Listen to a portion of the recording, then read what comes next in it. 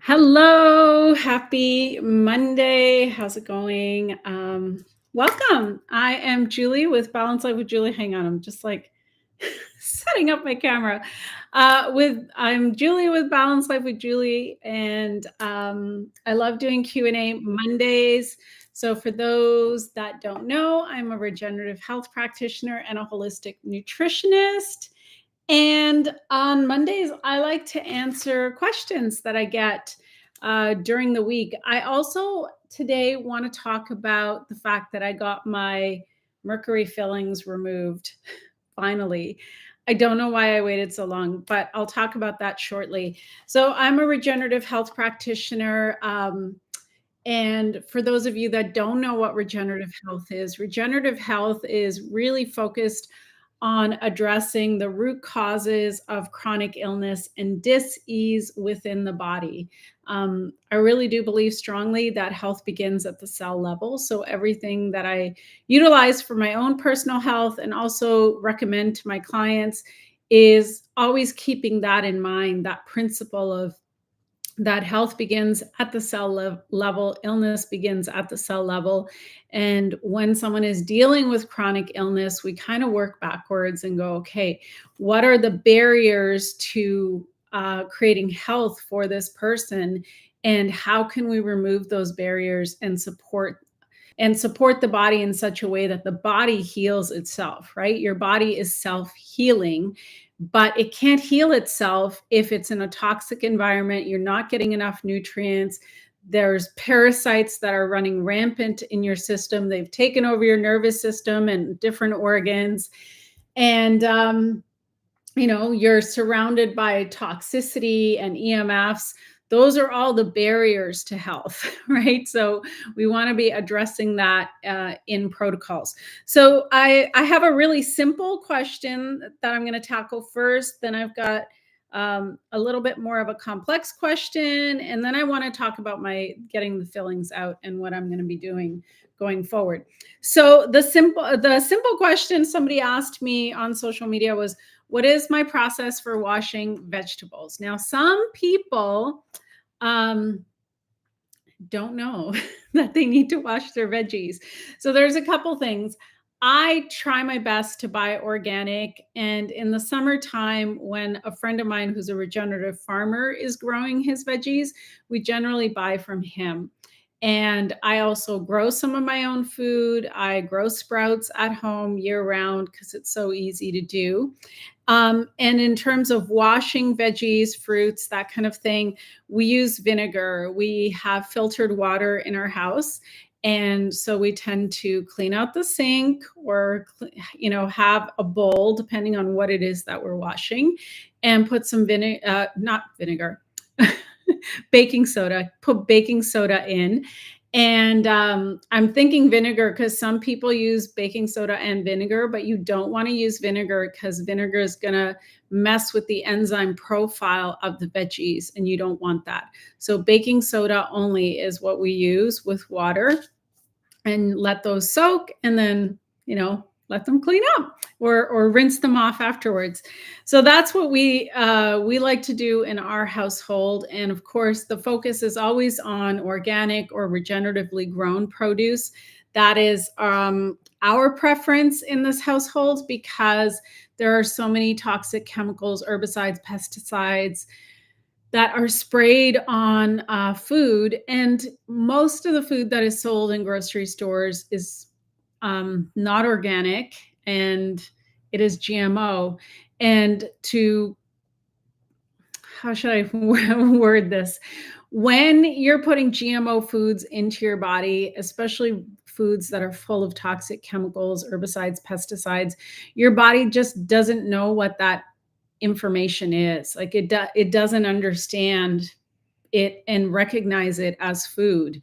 So that's why it's also really, really important to make sure that you're putting food into your body that your body recognizes as food. Remember, food is energy, food is information. So when we're putting stuff in our body that has been really, really highly processed and is full of chemicals and is GMO, your body doesn't know what that is. And it's actually very, very confusing. to your body.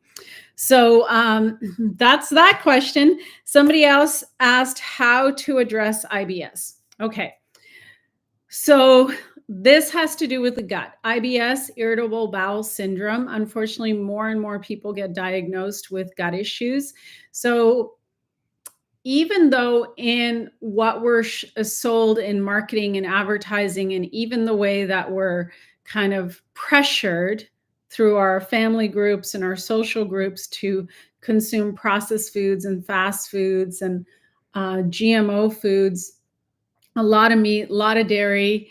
What happens in the gut really matters. When you're consuming foods that are very difficult for your gut to break down, it creates problems. The other thing that damages your gut, besides eating foods that are completely foreign to our species, the human species, is when you have a lot of herbicides, pesticides, antibiotics, alcohol, caffeine, all those things tend to damage the gut, and it creates this stress on your system.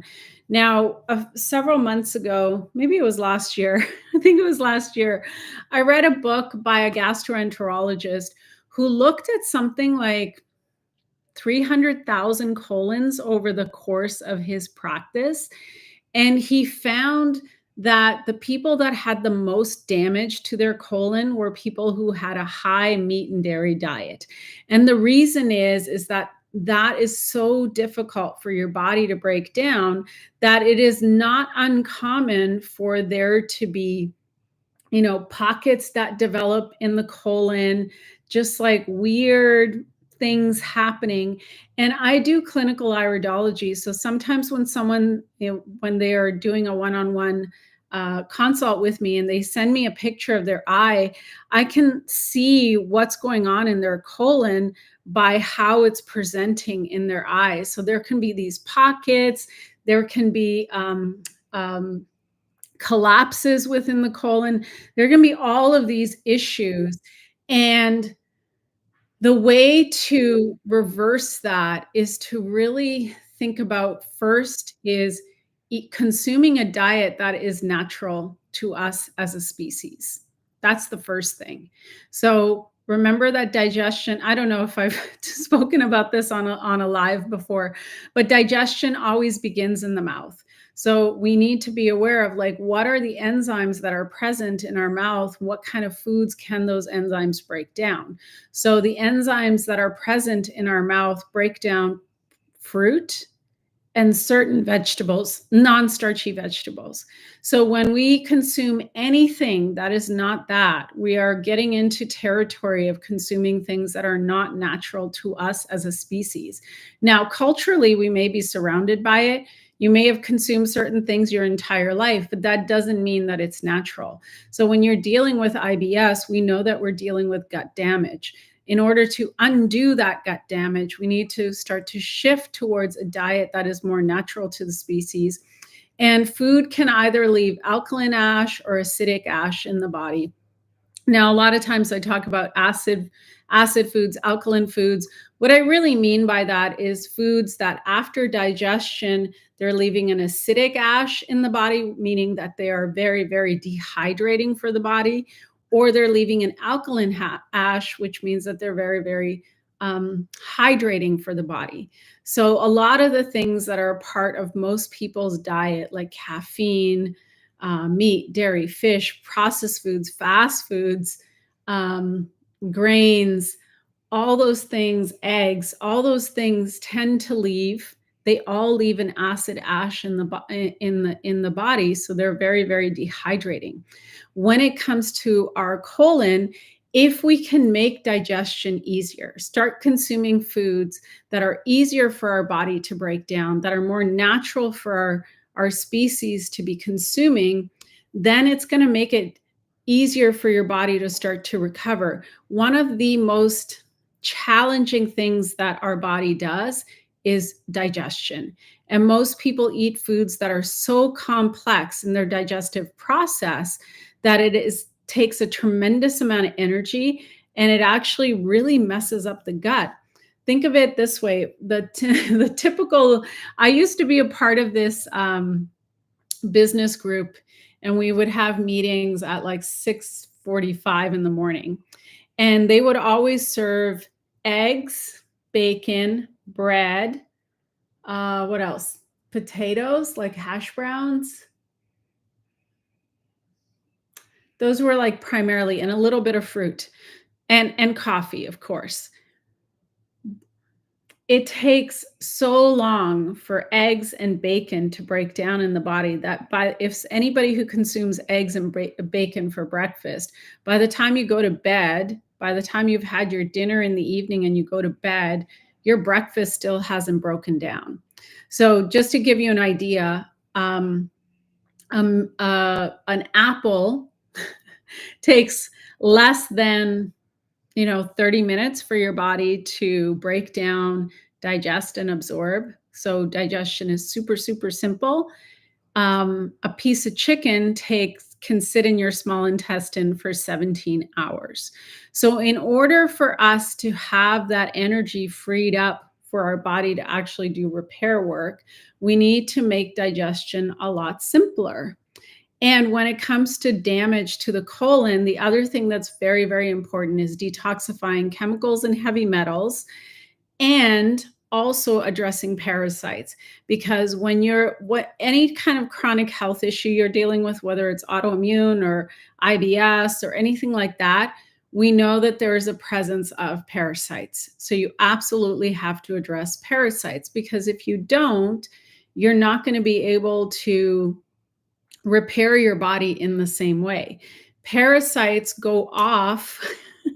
Parasites go to town in your body, especially when there's a health issue, because your immune system and your body is trying to handle this crisis, and as it's distracted, they get to take over. And that's why in all of my programs, that's why I talk so much about parasite cleansing. I didn't really think this was a thing until I started to get my own health on track.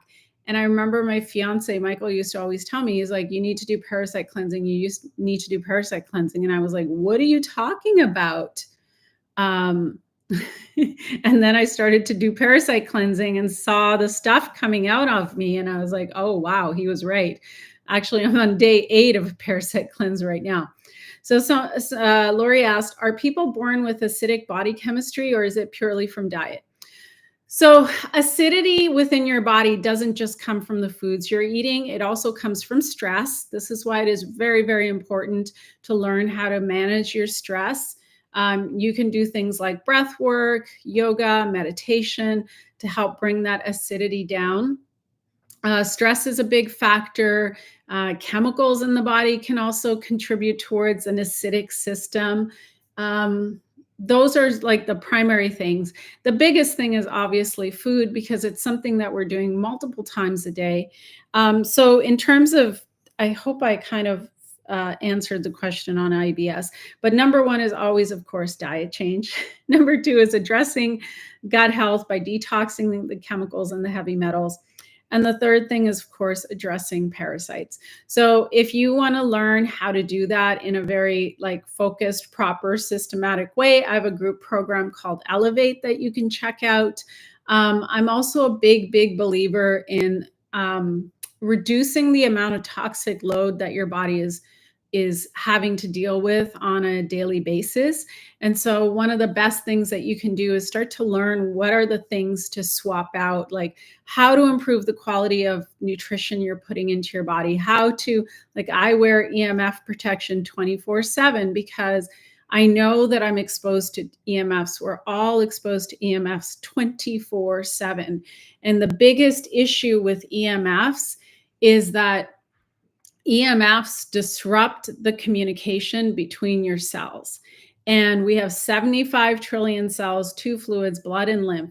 If our cells are not communicating correctly and properly, that means that your body can't function the way that it's supposed to function. It's like it's having a communication breakdown. So to me, wearing EMF protection, improving the quality of diet, improving the quality of hydration and water going into your body, if you can do those things and then do some deep parasite cleansing 2 or 3 times a year, you're going to be in good shape. So you can check out my group program. Make sure that you check out the caption below the video for all the goodies, because there's some freebies you can check out as well. And of course, if you have questions as you're listening to this video, if you have questions that pop up, please drop them into the comments and I can answer them on next week's live. I ran out of time. I didn't have a chance to talk about getting my mercury fillings out and what I'm doing to detox from them, but I will talk about it on the next live. I'll make a note to do that.